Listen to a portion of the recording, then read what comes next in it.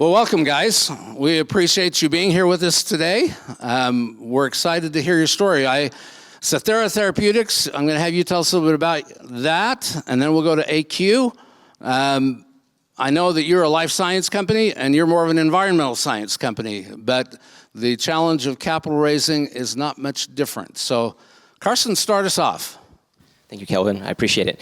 So Sethera Therapeutics is a platform company that enables the enzymatic transformation of peptides. Well, that's a lot of fancy words to basically say peptides are a therapeutic that's been around for a long time. I think everyone's has someone that's been personally impacted by diabetes. Insulin is a peptide therapeutic. You see all of those billboards up and down I-15 for semaglutide. Semaglutide is a peptide therapeutic. What we are doing is working on enabling peptide therapeutics that can go after any biological indication, be orally bioavailable rather than need to be injected, and last longer in the body. So in summary, that's essentially what Sethera is working on right now. Do you have any particular targets, biological targets? So right now, we are starting to get some of our first readouts associated with complex heterogeneous prostate cancers. So that's one of the areas that we're working on first. That's great. Sounds like it's a great platform technology. Good. All right, Vic and Kai, you can flip a coin to tell us about TraceAQ? It's whoever's microphone is working. Rock, paper, scissors, maybe. So my name is Vic. I'm the CEO and one of the co-founders of Trace Air Quality. Nature of our business is we're in the data science business, essentially. What we really focus on is air quality forecasting. So if any of you, and many of you I'm sure live in Utah, air quality is a really critical and important part of kind of our daily lives here. So, the business was really founded based on this idea of there's really only three things we need to live. We need food, we need water, and we need air. We don't manage our air quality nearly as well as we manage those other two things. So, kind of the mission for Trace Air Quality is to build and deliver the world's best air quality solutions. Our beachhead product is a forecasting system.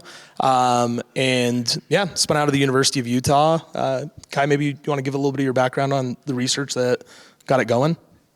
Kind of like the genesis of this was just taking a lot of the research from my PhD and one of our other co-founders' PhDs, focusing on wildfire smoke transport and wildfire smoke modeling. And then expanding out from there into like windblown dust and wintertime inversion modeling. So kind of trying to focus on the big three air quality issues that all impact us here locally, and then have, impacts that vary across the country and, globe. So when I'm going to bring companies in to look at reestablishing their operations in Utah, I can call you first, and you can tell me what days I should bring them in, right? So it's funny that you say that, right? Because that's essentially the use case that we're solving for. So hopefully you won't have to call us. You'll have a TraceAQ application. You'll be getting alerts and notifications saying, hey, air quality is going to be bad. Hopefully our athletics department is getting the same to protect our student athletes. But that's really the nature of what we do is, just like you want to know what should you wear when the weather is going to be hot or cold, there's certain precautionary measures or intelligent steps you can take if you know the air quality is going to be good or bad. So yeah, you just basically encapsulated the main use case for our business right there. Well, and you did a great job of selling it because you said, don't call me, just buy my app, right? So can I get your credit card? Yes, yeah, Let's do this. right. Yeah. Can you tell what his role is and his role is? Science, business. Okay. All right, Karsten and Vic and Kai, tell us about your personal backgrounds. Tell us what brought you into this. You've told us about the companies, but tell us about you and what brought you into this. So I was born and raised in Utah. I actually grew up in Santaquin of all places, so that's about as far south in Utah County as you can go.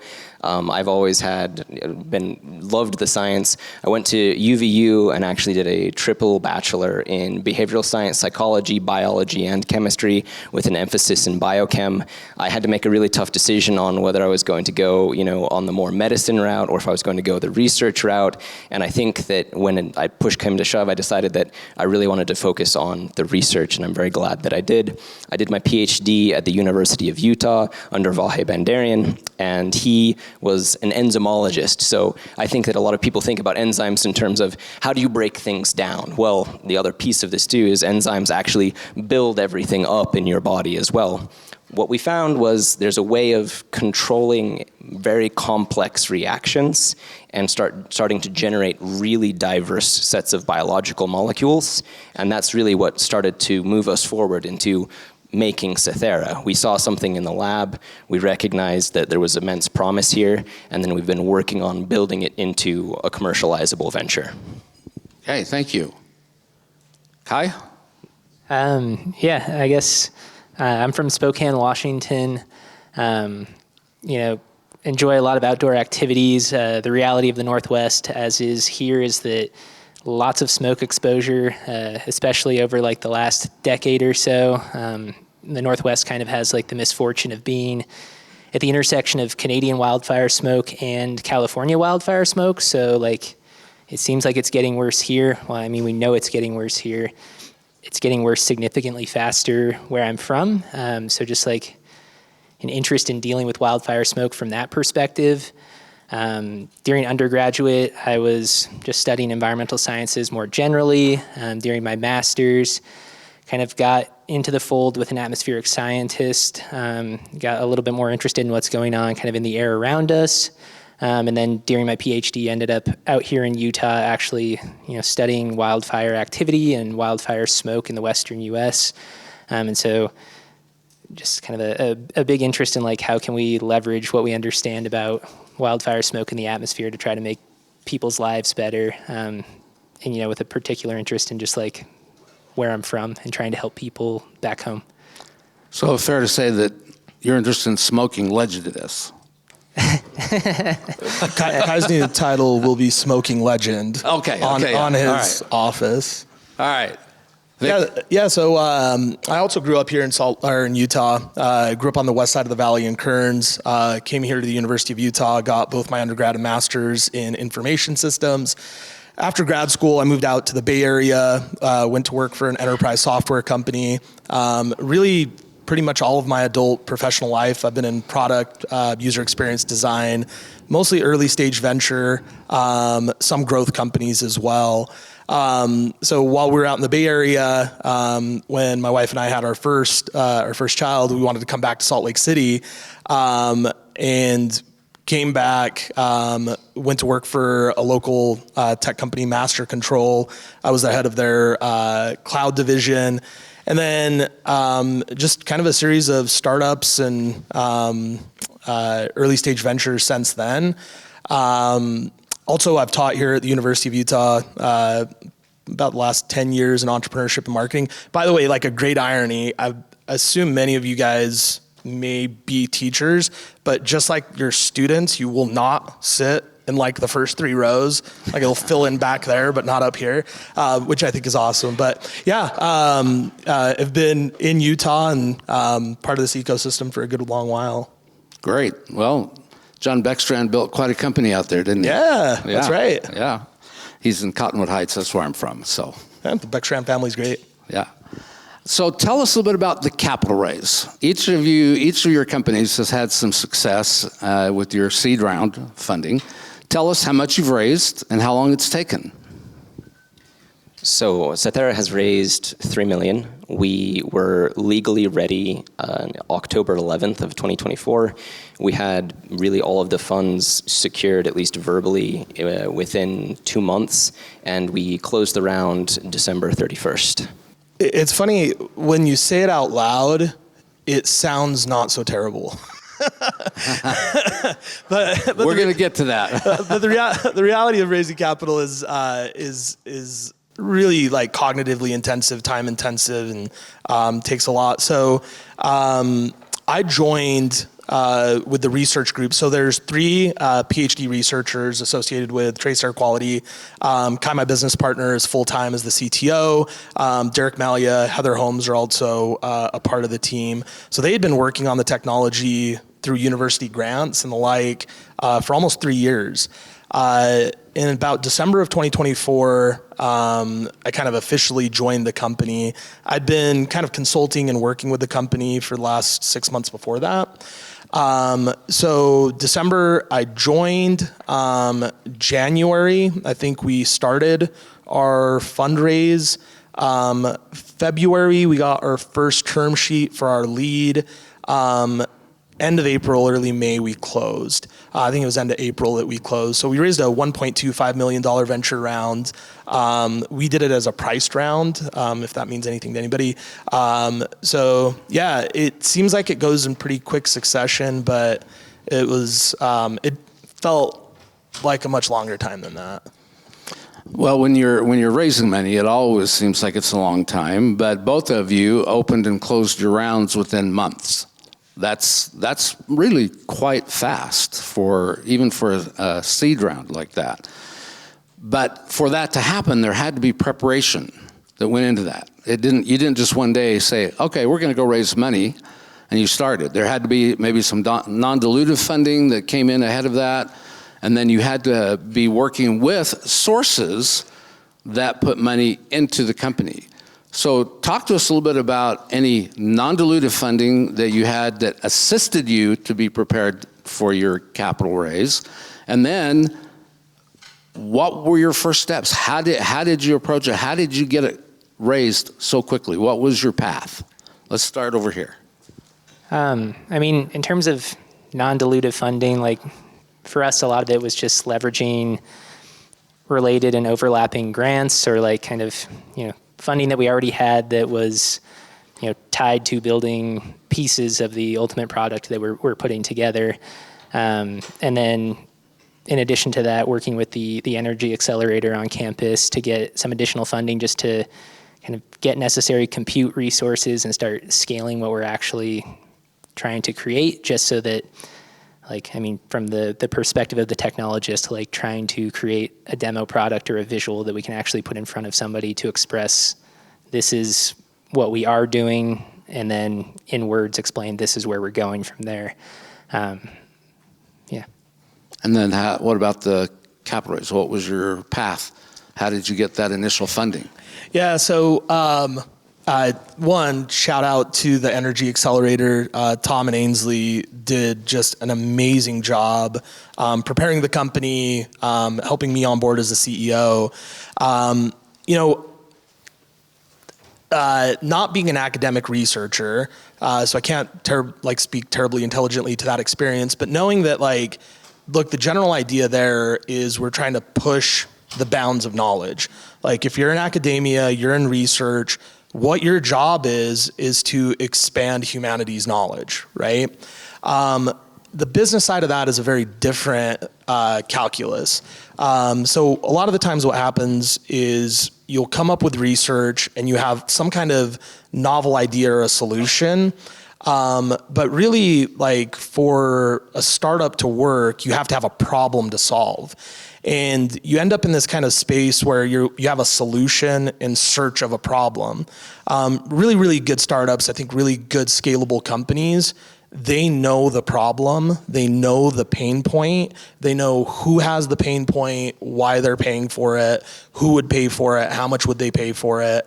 And I think that was a really critical part of what we did early on as we were building our pitch deck, as we were getting prepared to raise capital, was saying, all right, Kai and the research team have had this breakthrough in the technology.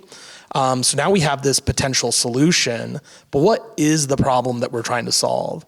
So, the way that gets expressed when you're in pitch meetings or when you're working with VCs is, what is your go-to-market strategy? Who is the economic buyer persona? I think that was where we spent a good amount of time really refining our story. And then the work that you do is you got to talk to who you think your customers are going to be.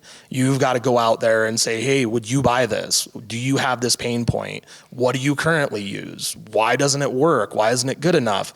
If we give you a solution, why would you care? Like, I think a lot of people intuitively think if you give someone like an enterprise solution that they'll be very happy to have it. Well, everybody's got a full-time job. Everybody's already filled their 8 hours a day with plenty of stuff to do. Giving them another tool, another system is something that they have to learn and something they have to deal with. So you have to have a disproportionately high value prop to get someone excited about saying, I want to do this. So it was really like that customer discovery stuff that I think helped a lot. It certainly helped us understand what the product needed to be. I think you just answered my next 4 questions, so thank you. But when you did all of that, then what was the actual path to the people who wrote you a check? Yeah, so for us, I've raised capital a few times before. So kind of network of investors that I'd worked with before, folks that we knew invest in the space. The reality is like the tools that we have access to and the information that we have access to. So, just like 10 years ago, if you were raising capital, you could not ask Claude or ChatGPT or Llama or whatever. You're not going to say like, who are the best investors for an air quality company, right? Now, like there's air tables out there that like have a list of the top 100 that one venture capitalist will put out for like everybody in the sector. So a lot of it was like, the kind of the ground game, people that you know, people that you're acquainted with. For us, we ended up getting an investment from a family office, and getting connected to them was like, hey, this person cares about what we're doing. Some of it was folks that we knew from before. And I don't know, like this is a generally good lesson in startup is you just got to do something every moment of every day. And oftentimes that activity just naturally leads to other activity. You'll talk to one venture capitalist, they'll pass, but they'll introduce you to a couple others. There was a lot of that. So it was just, maybe trial and error isn't the best way to think of it as a startup, but it's like just daily progress. Like you just hammer on trying to solve that problem of how are you going to raise money every day. And there's times where you're like, I'm not sure what I should do next, but just keep at it and something opens up. Have to kiss a lot of frogs before you find that prince. Yeah. Found 3. Yeah, okay. Very nice. All right, Karsten. So I want to reiterate many of the points that were made, where a big piece of it is discovering what the pain point is and discovering how to amplify your value proposition to really generate excitement. And for us at Sethera, the 2 things that really helped us were the I-Core. So shout out to the West Hub here that really helped guide us initially on that path. And then secondly, it was actually the Bio International Conference that we went to last year. What those 2 programs, or one program and then one conference, enabled us to do was put us directly in front of the people who have these potential pain points or have these current solutions that might be looking for whatever this next generation solution is. And throughout this process, there was a lot of learning associated with how do I, as I am a technical founder that stepped more into the CEO fundraising role, how do I translate the tech into something that is palatable and understandable? And that was a big part of the learning process. But then the second piece of this was, okay, I'm getting feedback. How do I incorporate that feedback? And then how do I better position the technology that we have to generate more excitement? And that again goes back to the pain points. So the second part of this question was around how do you then start getting the money, right? That's a big question. And again, I want to reiterate one of the same answers. It really comes down to networking, who you know, and the way that those people that you know can then introduce you to other people. One of the most important things that was difficult for me to swallow as I was learning these processes was there's going to be a lot of no's. And understanding how to take a no, sometimes even a very harsh no with a lot of criticism, with grace, and still remain, optimistic and relentlessly positive in the face of those things is what enabled a lot of the future introductions that turned into yeses. And so a big part of this too that I recognize is there's really two paths to walk down. You have the path where you go for friends, family, angel investors, which is a very different type of raise, and then the path where you walk down with more institutional investors. There's two very different styles of decks, two very different styles of presenting, depending on which path that you want to walk down, and each has their respective reward and risk associated with it. Yeah, it's important, I think, as an early stage company to recognize that oftentimes when you're looking for investors, you're looking for fit. The fact that somebody says no is not a reflection on your technology. It's a reflection of the fit for that particular investment thesis. It just wasn't the right door, so you just keep going. So thinking of the people who actually wrote you checks, okay? How did you connect with those people? Tell us what you did for your the person who wrote you the largest check, or the institute wrote you the largest check. How did you connect with them? This directly actually relates to some of the connections that we made at the University of Utah. So we are a spin out from the U. We had been working closely with the technology licensing office. The technology licensing office, after they had put in a lot of time and effort with us, referred us to the commercialization team. And we were able to get some great introductions from the commercialization team to some people who have very large Rolodexes. And it was, after me flying across the country several times, introducing myself to these people, introducing the technology to these people, that the large check came through. It required a lot of time and effort and, personal face-to-face time. I think that if I had only done these meetings through Zoom, none of this would have happened. It really required a personal connection with the person and them understanding who I am as a person and who they are as a person. It comes back to what you mentioned about fit. We found the right fit, and it's been positive so far. Okay. TraceAQ?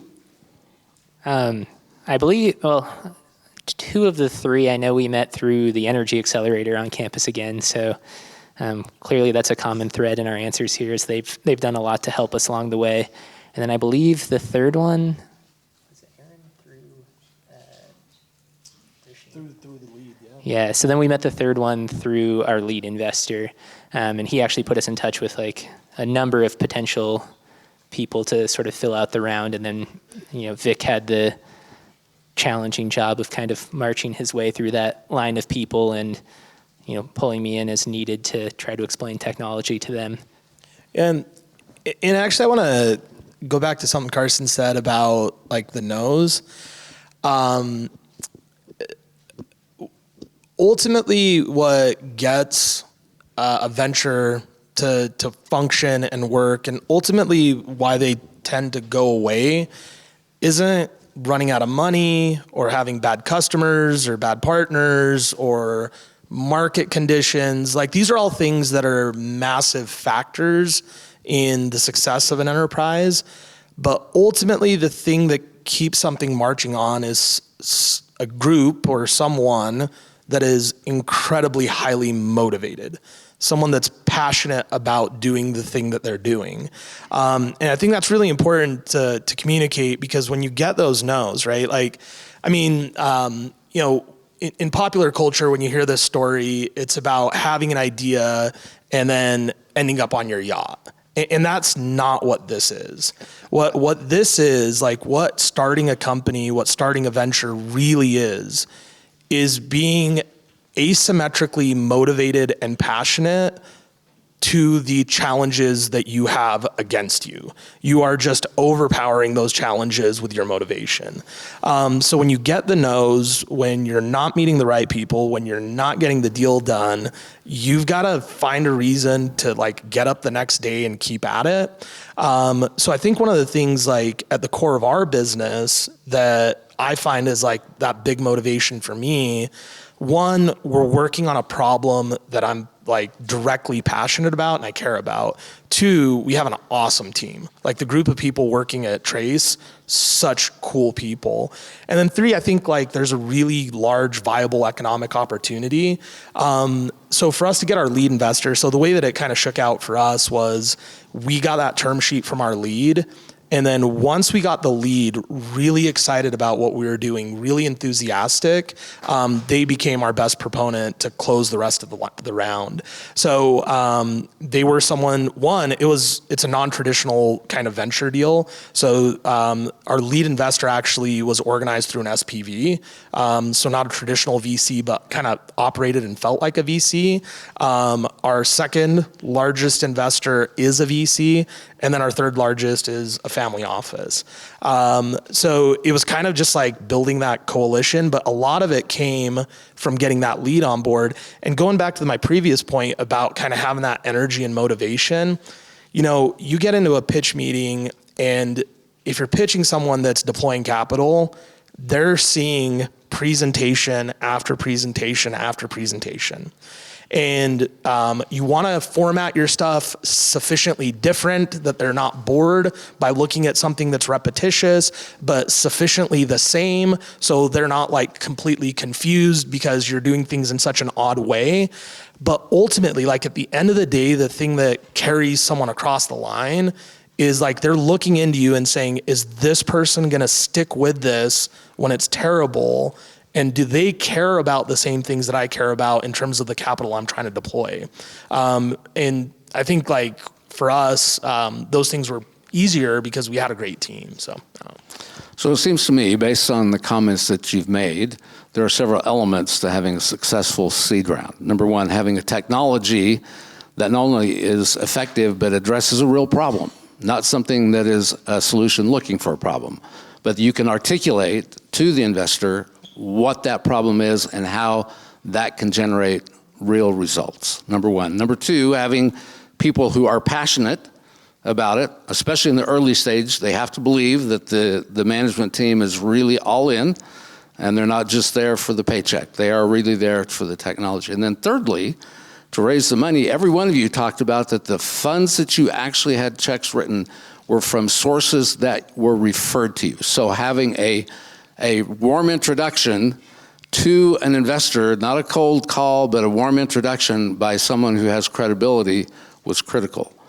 So, given all that, in the last 2 minutes that we have, each of you tell us if, in retrospect, what's one thing you would do differently than you have done in starting the fundraising process? From what you learned from your experience, what would you do different than what you did?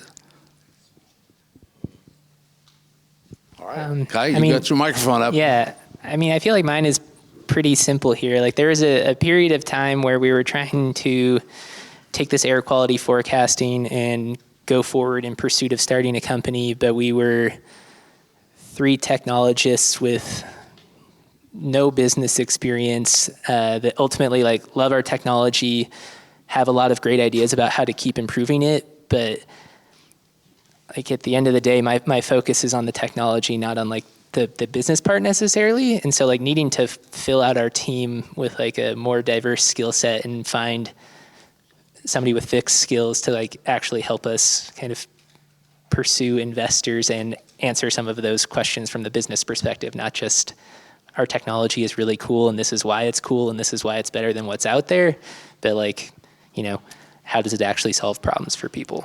We could spend a whole hour or more talking about the challenges of a technologist trying to be a businessman. Sometimes those are challenging. Yeah. Big hurdle. Yeah. But then you've got someone, you said like Vic or Vic? Oh, Vic, but I don't. Okay. We're not trying to share him with. Didn't know if you were messaging to him there or not. So No, we're not trying to share him with anybody else. So you have to find your own Vic adjacent person. Okay. So for me, I think that what I would have done differently is said yes to more meetings. I think that perhaps at the beginning I was too selective because I had this thought in my mind of I know what this needs to be. And so I delayed a lot of changes and I delayed some pivots where I could have pivoted sooner and been in a better place faster. So for me, it was I would have taken more meetings because that would have gotten me the feedback that I needed faster, and I could have ended up where I am, several months quicker.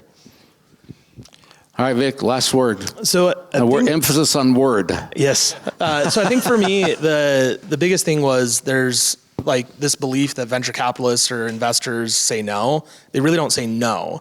What they do is they say maybe, because if you turn a corner, or you have a breakthrough, or you get a customer, they don't want to have like sent you away, right? So what they'll do is they'll say maybe, and they'll hang you on maybe for a long time. So one of the things that, you learn more from your failures than your successes, I think. So this one, like, it went pretty smoothly, but in general, I think it's wise to not overinvest in the maybes and move on to someone that's like excited at that first interaction. That's great advice, because that happens all the time. You start hanging your hat on the maybe, and most often the maybes don't come through. So join me in thanking our panelists here, TraceAQ and Sethera Therapeutics. Thank you.